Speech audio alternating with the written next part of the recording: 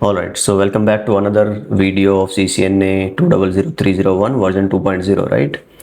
Last time हमने बात कर ली है वायरलेस प्रिंसिपल, ओके? तो ये वाला जो सेक्शन है हम ये कवर कर चुके हैं and let's talk about this 1.6 section in this video, troubleshoot wired and wireless client connectivity. तो इसमें IP और एक mask configuration, आपका default gateway, DNS, wired and wireless both on all the possible operating system. So mainly आपको पता है Windows रहती है, बट मैक ओएस है और लिनक्स है. लिनक्स पे मैंने ज़्यादा काम किया नहीं है, मैक ओएस पे बिल्कुल नहीं किया है, तो मेरा जो प्राइमरी फोकस रहेगा टू बी ऑनेस्ट वो विंडोज़ पे रहेगा. कमांड्स मैं दे दूंगा आपको डॉक्यूमेंट में, मैक ओएस के लिए क्या रहेंगी और लिनक्स के लिए क्या रहेंगी, बट आप गूगल कर लेना for further verification and all. तो my primary focus will be on the Windows in these videos. तो चलो शुरू करते हैं. तो जब भी आपको बात करनी होगी ट्रबल शूटिंग की नेटवर्क के अंदर, एंड आई एम अज्यूमिंग हम बात करेंगे लेयर 1 एंड थोड़ा बहुत में भी हो सकता है कि उससे ऊपर, राइट? जो लेयर 1 ट्रबल शूटिंग है. और कहाँ से शुरुआत करेंगे?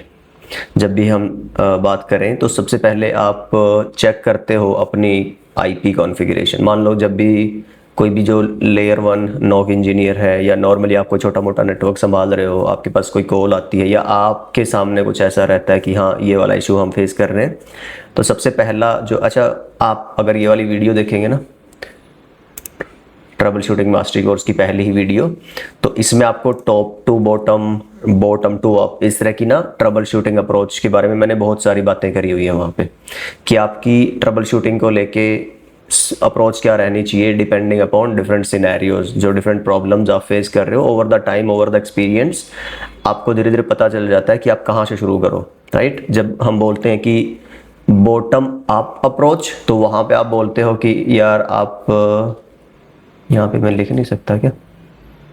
What is this? Draw, what is this, right? Okay, तो जब हम बात करते हैं, okay note this I want, चलो लीव इट, हाँ ये ठीक है. तो जब हम बात करते हैं कि बॉटम अप अप्रोच, तो आप हमेशा ना L1 से शुरू करते हो कि आपकी केबलिंग, आपकी power, but devices powered on है कि नहीं, प्रॉपर केबल है कि नहीं, राइट टाइप ऑफ केबल है कि नहीं. तो आप क्या करते हो भाई, केबल चेंज करके देखते हो, है ना? आप पोर्ट चेंज करके देखते हो, आप डिवाइसेस को रीस्टार्ट करके देखते हो. तो ये भी ना आपकी ट्रबल शूटिंग, इनको ऐसे हल्के में नहीं, मजाक में नहीं लेना होता. अगर आप शुरू कर रहे हो तो आप देखोगे बहुत सारी चीज़ों का तो यही एक आंसर भी होता है. मान लो बहुत सारे, ऑलमोस्ट सारे यूज़र कंप्लेन कर रहे हैं they can not connect to the internet और may be internal services, internal servers. तो क्या होता है कि आप जस्ट एक रीसेट भी कर दोगे, रीस्टार्ट भी कर दोगे ना अपने पीसी को, या वाईफाई राउटर अगर है उसको, तो क्या रहता है आपके जो, क्योंकि है तो ultimately network devices he, electronics he, right? So sometimes they can behave strangely and उनका जो स्ट्रक फिनोमिना है वो they get out of it just by quick restart.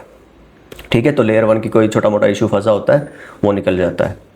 अगर अब ये इशू नहीं है, देन यू गो अपवर्ड, कि भाई अब आप लेयर 2 पे फिर प्रोटोकॉल, शट नो शट, है ना, वो सारी चीज़ें चेक करते हो. Show IP interface brief, show interfaces, वो मैंने लास्ट वीडियो में आपको बहुत सारी चीज़ें बताई थी. वो प्राइमरीली लेयर 1 लेयर 2 पे हमने बहुत सारी बातें करी थी. ऑलराइट, तो एक वो वाला इशू है. अगर हम बात करें कि लेयर 3 पे जब आ जाते हैं हमने शुरुआत करी है कहाँ से, आपकी bottom to up. So bottom layer 1 physical, layer 2 data link layer, then आप आते हो लेयर 3 जो कि है आपकी नेटवर्क लेयर. तो नेटवर्क लेयर पे आते ही आप सबसे पहले क्या करते हो, अपनी IP कॉन्फ़िगरेशन, आप अपना जो सबनेट मास्क है, प्रीफिक्स, हम गौर नहीं करते इस बात पे कि उसकी प्रीफिक्स लेंथ क्या है, पर आप देखोगे रियल सिनेरियो जब आप काम करोगे ना, तो अभी मुझे कुछ दिन पहले का याद है, मेरा एक हैंड ऑफ का इशू फंस गया था इसी वजह से. कॉन्सेप्ट कुछ और था कि, और यहाँ से एक ये भी कॉन्सेप्ट है कि आपकी राउटिंग एंड स्विचिंग क्यों स्ट्रॉन्ग होनी चाहिए. मैं CCI वायरलेस का कोई एक L3 हैंड ऑफ का टॉपिक आता है SDA फैब्रिक में, तो उसमें कोई इशू था और वहाँ पे शुरू में हम फोकस करते रहे कि कोई जब हम क्लास में पढ़ा रहा था कि भाई कुछ ऐसा स्पेसिफिक टू दिस वायरलेस और एसडीए स्पेसिफिक इशू होगा, लेकिन देन वी थॉट ओके अब नई अप्रोच ट्राई करते हैं। जब 10-15 मिनट तक वो नहीं हुआ तो हमने शुरू किया बॉटम अप, एंड देन हम we went to the layer 3 and then we checked okay. तो वहाँ पे क्या था, जैसे एक ये डिवाइस है और यहाँ पे एक डिवाइस रहता है, इनके बीच में एक ट्रंक लिंक है, जैसे इंटरवीलन काइंड ऑफ हम करते हैं ना सब इंटरफेस बना के। तो यहाँ पे इधर /30 था और इधर /24 था, and it was breaking my routing and the rest of the things were not working. इस डेटा सेंटर के सब जो शेयर्ड मेरा सबनेट था वहाँ से रूट आके मेरे नीचे वाली साइट तक नहीं जा रही थी। तो I hope I am making sense, this is part is making sense कि आईपी नेटवर्क मीन्स उसका सबनेट मास्क। तो ये आपको, अगर आप सेम नेटवर्क की बात कर रहे हो फॉर एग्जांपल कि जैसे मैं बोल लूँ भाई आप सेम सबनेट में हो, तो वहाँ पे आपको ना गेटवे की जरूरत पड़ती नहीं है। तो आपको देखना क्या है कि आपकी कोई मिसकॉन्फ़िगरेशन आईपी की ना हो। यहाँ पे किसी नेटवर्क की आईपी चल रही है, यहाँ पे किसी नेटवर्क की आईपी चल रही है, स्पेशली जब आप छोटे एनवायरनमेंट में स्टैटिक आईपी कॉन्फ़िगरेशन है। तो क्लाइंट किसी आईपी पे है, प्रिंटर या सर्वर किसी आईपी पे है, तो नहीं चलेगा। जब आप जा रहे हो कि भाई अब चलो अब सेम नेटवर्क का नहीं डिफरेंट नेटवर्क का केस है, तब आपको प्रॉब्लम है। तो तब आप क्या करना है, आपको पता है कि भाई ये जो डिवाइसेस हैं ये कैपेबल नहीं है राउटिंग के, इंटर नेटवर्क कम्युनिकेशन के, इंटर सबनेट कम्युनिकेशन। तो आपको पैकेट कहाँ भेजने पड़ते हैं, अपने गेटवे पे। तो आपका गेटवे राइटली कॉन्फ़िगर्ड होना चाहिए। ऑलराइट, तो ये चीज़ें आपको देखनी, मिस ना हो, मिसकॉन्फ़िगर्ड ना हो, वो सारी बातें। सो जब भी आपको इंटरनेट पे जाना हो या आपको अपने ही एंटरप्राइज में अपने ही नेटवर्क के दूसरे डिफरेंट सबनेट पे जाना हो, मीन्स पॉइंट बीइंग आपको अपने नेटवर्क से बाहर जाना है। ये मान लो आपका 10.1.1.0 अगर है, इससे बाहर कहीं और जाना हो वाया योर गेटवे राउटर, तब आपको बहुत ज़रूरी है ध्यान देना आइदर मिसकॉन्फ़िगर्ड गेटवे पे या फिर नॉट कॉन्फ़िगर्ड गेटवे पे। ऑलराइट, तो ये बात है कि सबसे पहले आपको नेटवर्क लेयर पे चेक क्या करनी है, अपनी आईपी की कॉन्फ़िगरेशन। अच्छा, जब आप बात करो विंडोज़ मशीन में, तो उसमें आईपी कैसे चेक कर सकते हो आपको पता है कि जैसे मैं अगर जाऊं पैकेट ट्रेसर ओपन कर लेता हूं। एक तो मुद्दा है ये कि आपकी मिसकॉन्फ़िगरेशन या फिर कॉन्फ़िगर्ड ही नहीं है वो। कई दफ़ा क्या होता है, आईपी जब डीएचसीपी सर्वर से मिल रही होती है तो आपको अपीपा मिल रहा होता है ना, 169.254 कुछ करके। और उस केस में आपके 2-3 इशू हो सकते हैं कि या तो जो, अब वो देख लो कि सिर्फ एक यूज़र के साथ ऐसा हो रहा है या फिर कई सारे यूज़र के, वो आपको पैटर्न चेक करना है। कहीं ऐसा तो नहीं है कि जो पूल आपका डीएचसीपी का है वो फुल हो चुका है, ठीक है, वो केस देख लो। या फिर आप फिर लेयर 1 लेयर 2 वहाँ से शुरू करो। अच्छा नहीं, लेकिन अगर आप आईपी तक आ गए हो तो लेयर 1-2 का कोई इशू नहीं है।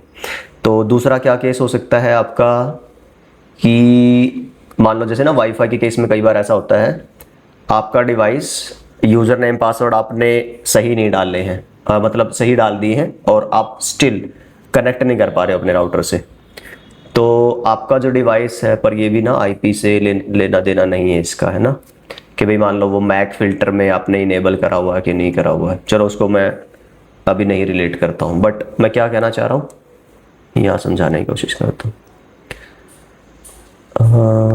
मान लो कोई डिवाइस ले लेते हैं, डेस्कटॉप कमांड, तो आईपी कॉन्फ़िग, हाँ ये मैं बात कर रहा था पहले, इसको निपटा लेते हैं। आईपी कॉन्फ़िग कमांड है जो आपकी विंडोज़ में चलती है। यहाँ से आपको अगर सिर्फ आईपी, सबनेट मास्क, गेटवे ये सब चाहिए हो तो आपको ये दिखा देगा। अगर आपको अपना फिजिकल एड्रेस वगैरह भी यहाँ से चेक करना है तो आपको पता है उसके लिए करना है /all आपको, तो ये आपको अपना फिजिकल एड्रेस भी दे देगा। अच्छा एक और चीज़, हाँ मैं डीएचसीपी की बात कर रहा था, कई बार स्टक हो जाता है आपका डीएचसीपी में क्लाइंट्स, तो क्या कर लो, IP config /release port is not using DHCP. चलो मैं बोलता हूँ अगर डीएचसीपी ही यूज़ करा देते हैं इसको, desktop IP DHCP close command, ठीक। तो ये क्या करेगा, जो भी इसकी एग्जिस्टिंग आईपी थी उसको क्या करेगा, रिलीज, मान लो वो अटेम्प्ट करेगा दोबारा से ना डोरा प्रोसेस को फॉलो करने का, और फिर आप क्या कर दो यहाँ से रिन्यू। तो वो क्या करेगा आपका एक नई आईपी के लिए। अगर कोई जेन्युइन इशू नहीं था, मान लो जस्ट समटाइम्स व्हाट हैपेंस कि they get stuck for no reason और may be some bogus reason, तो वो यहाँ से क्लियर हो जाएगा अगर आपका कोई ऐसा जेन्युइन है सच DHCP के एंड का इशू नहीं है। ठीक है। अगर इशू है तो वो आपको भाई DHCP का फिर अब अपना जो सर्वर हैंडल कर रहे हैं या फिर आप ही कर रहे हो, तो फिर आप अपना चेक करो DHCP की साइट से। ऑलराइट, स्कोप चेक करो और वो सारी चीज़ें, पूल चेक करो, लीज चेक करो, है ना। और देखो कि कोई इस मैक के लिए कोई ऐसी स्पेशल पॉलिसी वगैरह तो नहीं लगा रखी आपने। DHCP की सर्वर की पॉलिसीज चेक करो। ये है आपका DHCP से लेना देना है जो आपका हम बात करते हैं। तो पॉइंट बीइंग अगेन लेयर 3 पे आपका आईपी की डिटेलिंग सही होनी चाहिए। ऑलराइट, अब जैसे मैंने बोला कि भाई आईपी चेक कर लिया, तो मैं थोड़े से ना स्टेप ऊपर नीचे कर रहा था शायद, या ठीक फॉलो कर रहे हैं। लेयर 1 की हमने बात की, लेयर 2 की बात करी, हाँ ठीक है। तो रीचेबिलिटी देख लो, जैसे मैंने बोला कि भाई मिसकॉन्फिगर्ड या रॉन्ग कॉन्फिगर्ड अगर गेटवे है तो आपके इस सबनेट के जो यूजर हैं, कहाँ गया, हाँ, तो वो दूसरे सबनेट तक नहीं जा पाएंगे। तो अगर रीचेबिलिटी फेलियर है तो सबसे पहले अगर सेम सबनेट में हो तो रीचेबिलिटी फेलियर, तो मैंने बता दिया चेक कर लो दोनों एंड पे, सोर्स डेस्टिनेशन पे सेम सबनेट की आईपी है कि नहीं। अगर डिफरेंट सबनेट में रीचेबिलिटी फेलियर है तो चेक करो कि फिर आपका गेटवे प्रॉपरली कॉन्फ़िगर्ड है कि नहीं है। ठीक है। राउटिंग तो आप बाद में चेक करोगे, पहले आप अपना गेटवे चेक करते हो। ठीक है, कि भाई राउटर के पास वहां जाने का रूट है कि नहीं। ओके, जैसे आपकी ट्रैफिक रिसीव हो रही है इस राउटर पे और यहाँ से फेल बता रहा है, तो फेलियर राउटर को मत डिक्लेयर करो कि भाई राउट है कि नहीं, पहले आप इस एंड यूज़र के लिए गेटवे चेक करो। ठीक है। अच्छा, अब मान लो गेटवे भी सही है और फिर एक नई तरह की प्रॉब्लम आ जाती है इंटरनेट की। भाई आपने बोल दिया कि मेरी जो 8.8.8 है, ठीक है, उससे मेरा प्रॉपर पिंग आ रहा है। ठीक है, पर आपका कोई वेबसाइट ना नाम से नहीं चल रही है, कोई भी वेबसाइट, तो मतलब यहाँ पे आप जान जाना कि DNS के लुकअप का कोई इश्यू है। ठीक है। इसको टेस्ट कैसे कर सकते हो, आप पिंग करो ब्राउज़र पे जाके, सॉरी इसमें CMD में जाके, जैसे मैं आपको दिखाता हूँ। CMD में मैं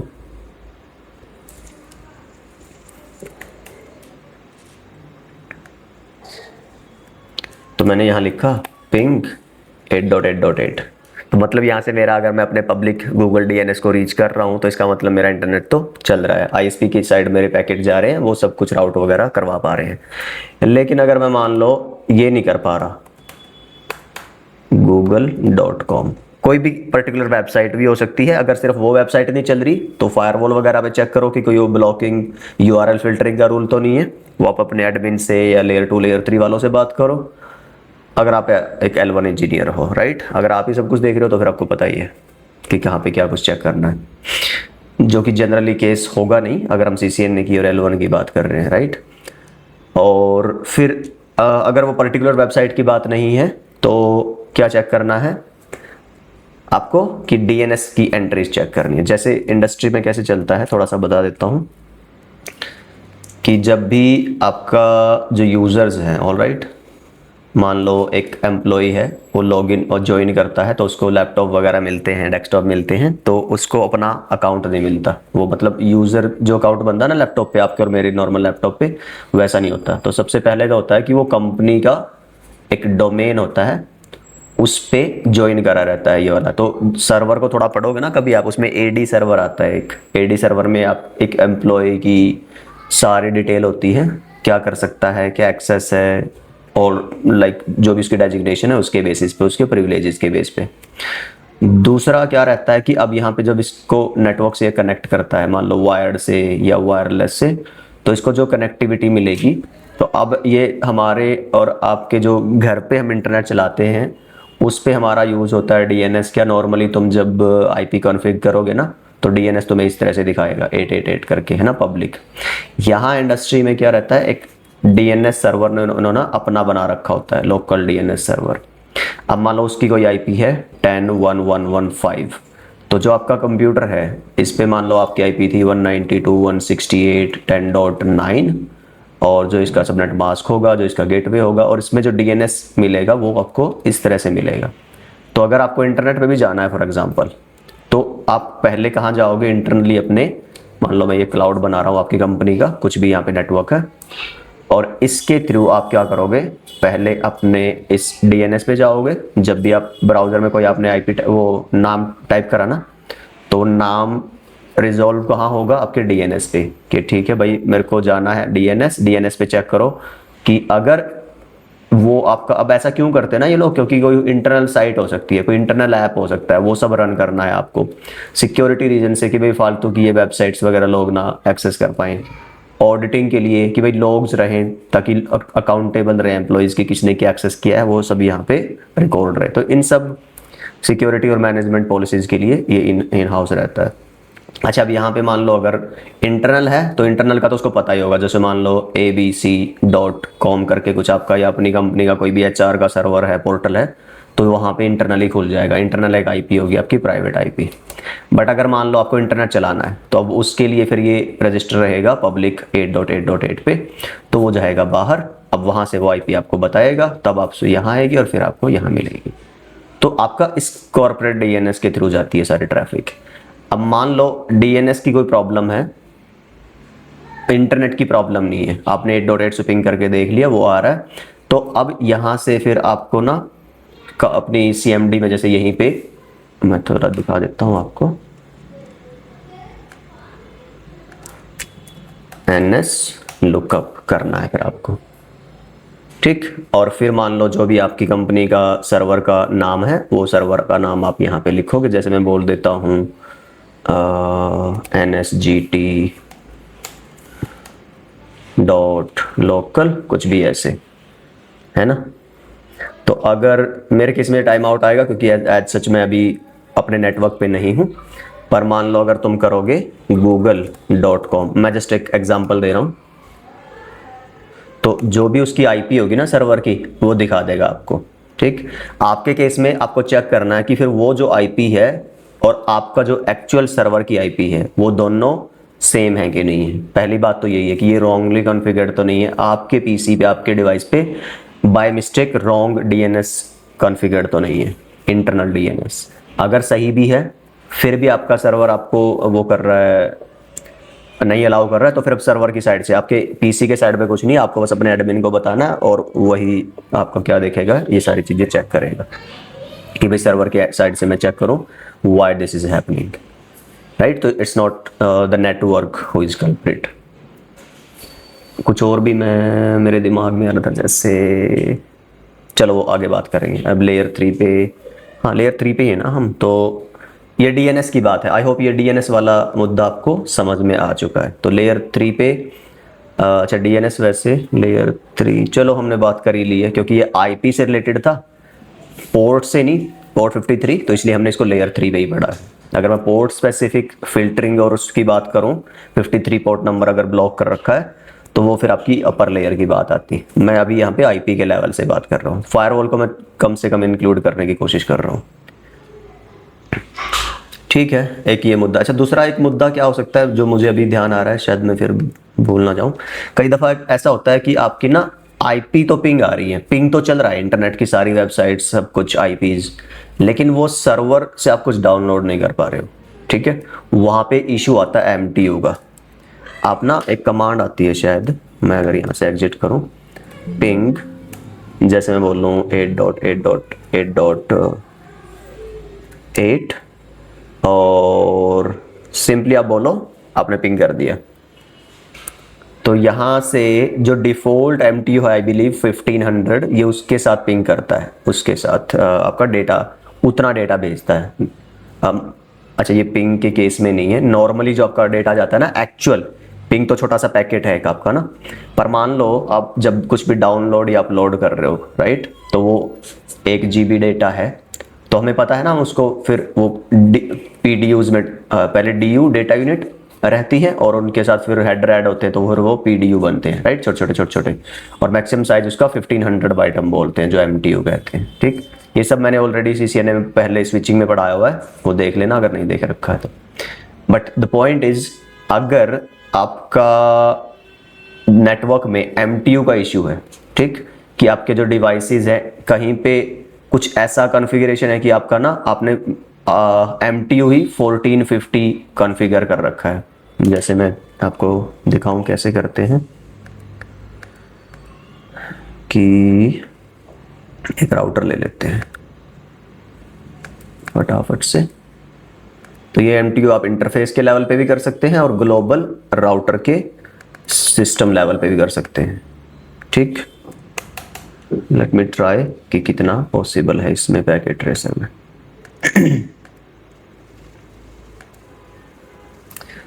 तो सिस्टम इसमें नहीं चलती, तो एक सिस्टम MTU की कमांड आती है।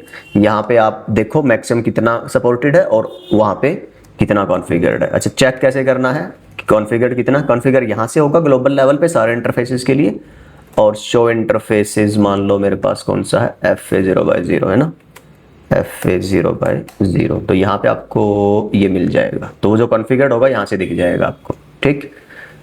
इंटरफेस लेवल पे कैसे कर सकते हो? आई गेस उसमें चलता है IP MTU, यस, सिस्टम का सपोर्टेड है। तो मिनिमम 68 है, मैक्सिमम। तो मान लो अगर किसी ने ना 1450 कर रखा है तो फिर वो 1500 को डिफॉल्ट वाले को सपोर्ट नहीं करेगा और आपका डेटा ड्रॉप होगा, राइट। तो ये थोड़ा एडवांस इशू है, पर कैसे रिजॉल्व करना, कैसे फाइंड आउट करना, आप ना ऐसे करना -L। मैं अभी अगर चेक करवाऊँ इसको, ये देखो ये 100 बाइट के साथ जा रहा है मेरा। मैं फालतू करूँ, अब ये इसके साथ जा रहा है, और फालतू करूँ, अब देखो नहीं सपोर्ट कर रहा है, इतने क्या टाइम दे रहा है, सपोर्ट ही नहीं कर रहा, ठीक है। तो मुद्दा क्या है, आप ना यहाँ पे ना एक लगाओ -F। F होता है कि अगर आपका डेटा बड़ा है साइज में ना 1500 से, तो वो क्या करता है, उसको डीफ्रेगमेंट करता है। आपने अगर मेरी वो वीडियो देखी होगी, कौन से वाली, मैं आपको बता देता हूँ, बहुत इंपॉर्टेंट वीडियो है बहुत सारी चीज़ों के लिए। तो that is I am not sure where that is, IP में कुछ करके है आपका इसमें,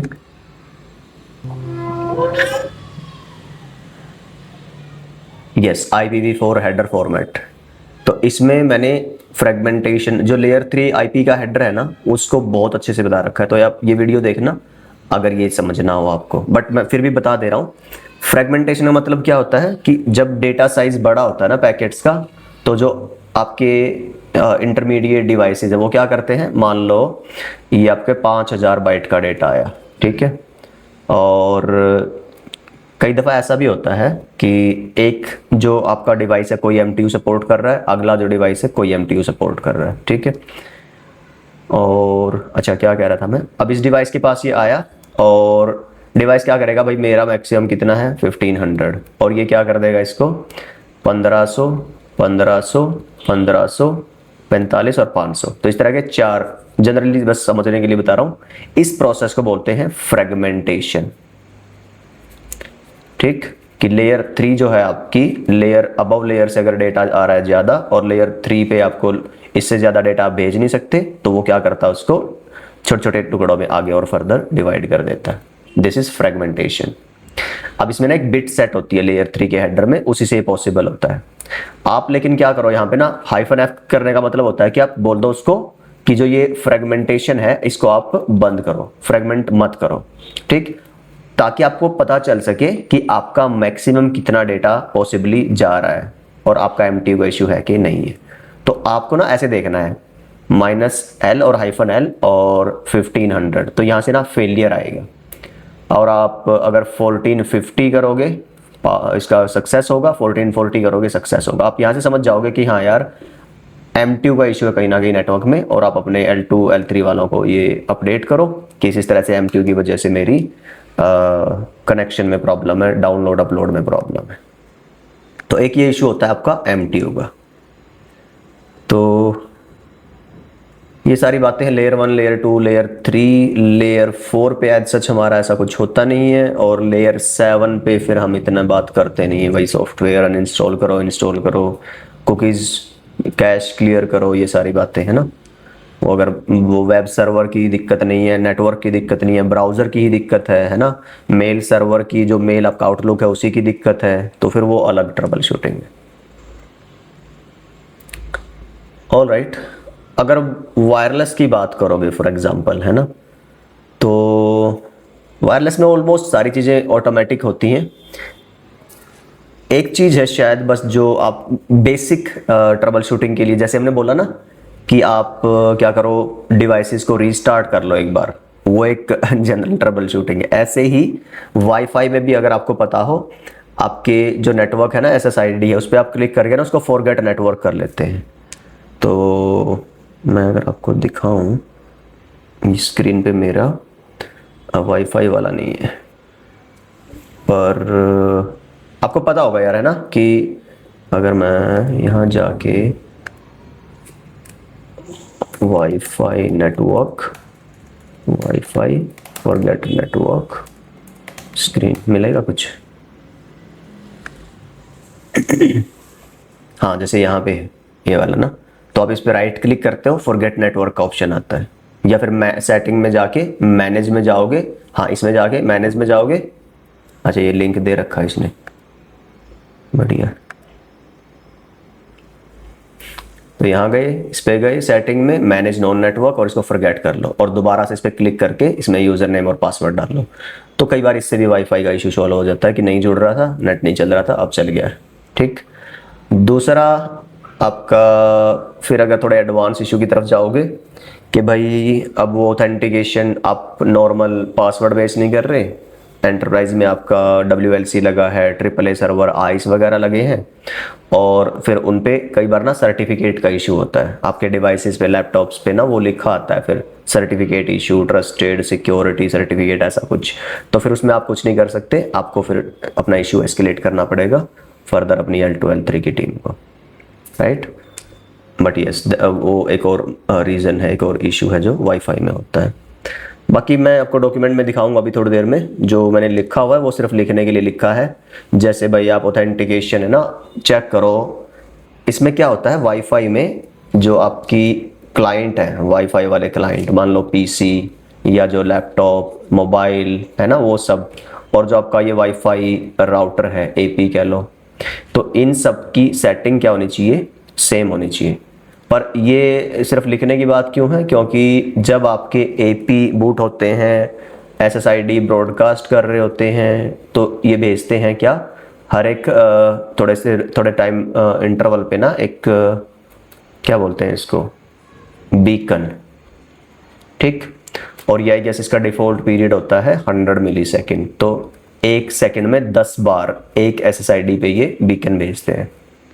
तो मैनेजमेंट फ्रेम्स होते हैं, इसमें ये बहुत सारी सेटिंग इंक्लूड करते हैं, जिसमें कि चैनल की सेटिंग होती है, आपकी बैंड्स की सेटिंग होती है, आपकी पावर की सेटिंग होती है, आपका WPA सिक्योरिटी कौन सा यूज़ कर रहे हो उसकी सेटिंग होती है, इंक्रिप्शन मैकेनिज्म कौन सा यूज़ हो रहा है डेटा इंक्रिप्शन के लिए उसकी। तो इसलिए ये सारी चीज़ें ना ऑटोमेटिकली नेगोशिएट हो जाती हैं क्लाइंट और AP और या वाईफाई राउटर के बीच में, क्योंकि ये भी क्या कर रहे होते हैं, इनको भेज रहे होते हैं रिस्पॉन्सेज या फिर प्रॉब्स। हाँ, प्रॉब ज़्यादा, I think probe is the right word.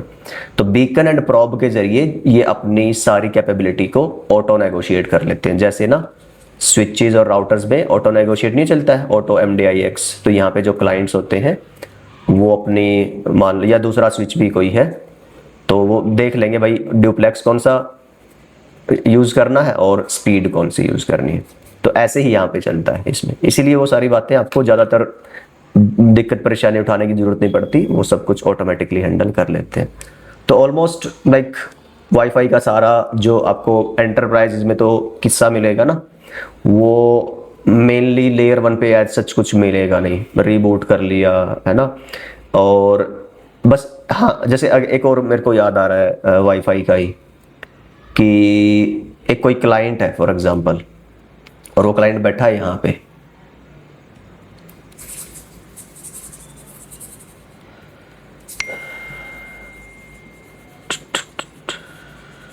थोड़ा सा रेस्ट ले लेता हूँ इस बहाने ना मैं बोलने का। अच्छा, तो मान लो ये क्लाइंट है यहाँ पे, ये इसके डेस्क के ऊपर AP1 लगा हुआ है, और अब ये चला गया थोड़ी दूर किसी कॉन्फ्रेंस रूम में, किसी और रूम में चला गया, और वहाँ पे है AP2। अब ये क्या करेगा, अब कंप्लेन करेगा मोबाइल पे कि भाई मेरा इंटरनेट स्लो चल रहा है। ठीक, रीज़न क्या है कि चलता है कॉन्सेप्ट एक रोमिंग का एंटरप्राइजेस में, कि आइडियली होना क्या चाहिए था कि जैसे जैसे जैसे ये डिवाइस दूर जाता जा रहा है इससे, तो इसकी सिग्नल की स्ट्रेंथ कम होती चली जाएगी। पहले अगर ये 10 Mbps पे यहाँ से डाउनलोड अपलोड कर रहा था, may be 5 Mbps 20 Mbps depending upon certain things, अब ये धीरे धीरे क्या होगी, ये स्पीड कम होती चली जाएगी, कम होती चली जाएगी, कम होती चली जाएगी, और एक टाइम ऐसे आएगा कि जब ये इसको ऑपरेबल भी नहीं होगा, इंटरनेट जो ये साइट्स वगैरह खोल रहा होगा वो खुल भी नहीं रही होंगी प्रॉपरली, और एक टाइम पे जाके एक तरह से डिस्कनेक्ट ही हो जाएगा। इशू क्या है कि जो AP है और जो क्लाइंट है, अब देखो जब भी AP डेटा भेज रहा है ना या रिसीव कर रहा है, उसके लिए हमने कल लास्ट वीडियो में बात करी थी कि एक प्रोसेस होता है मॉड्यूलेशन, और जितना अच्छा एडवांस कॉम्प्लेक्स मॉड्यूलेशन होगा उतनी ही ज़्यादा आपको स्पीड मिलेगी। तो जितना डिवाइस AP के नज़दीक रहेगा ना, उतनी ही स्ट्रॉन्ग कह लो या कॉम्प्लेक्स या एडवांस मॉड्यूलेशन स्कीम वो यूज़ कर सकते हैं, उतना ही स्पीड मिलेगी ज़्यादा। अब ये एक ऑटोमेटिक फीचर होता है, उसको शायद DRM बोलते हैं, DRS डायनामिक रेट शिफ्टिंग, और ये ऑटोमेटिकली चलता रहता है AP's WLC पे, कि जैसे जैसे अब क्लाइंट दूर जाता जाएगा तो वो जो मॉड्यूलेशन थी, मान लो पहले QAM 2048 चल रही थी, अब ये 1024 पे आ जाएगा, 512 पे, ऐसे घटते, अब वो हो सकता है QAM ना भी यूज़ करके QPSK BPSK उन सब पे आ जाए, तो वो बहुत कम आपको डेटा रेट देगा। ओके, अब एक टाइम ऐसा आएगा जब वो बिल्कुल अनमैनेजेबल डेटा रेट हो जाएगी।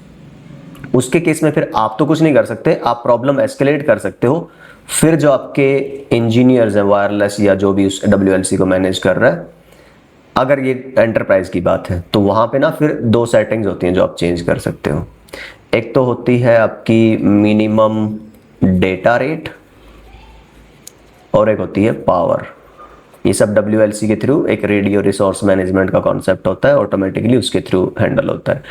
क्या करते हैं वो लोग, अब उन्होंने जैसे WLC में उस बैंड के लिए 6 Mbps मिनिमम डेटा रेट था, अब वो क्या करेंगे, इसको 12 या 24 कर देंगे मान लो, तो 24 कर देंगे तो क्या होगा। अच्छा, जैसे मैंने पहले ही बताया था ना कि जो AP आपके कौन से मैनेजमेंट फ्रेम भेजते हैं, क्या था वो, बीकन, और ये क्या भेजते हैं, प्रॉब्स।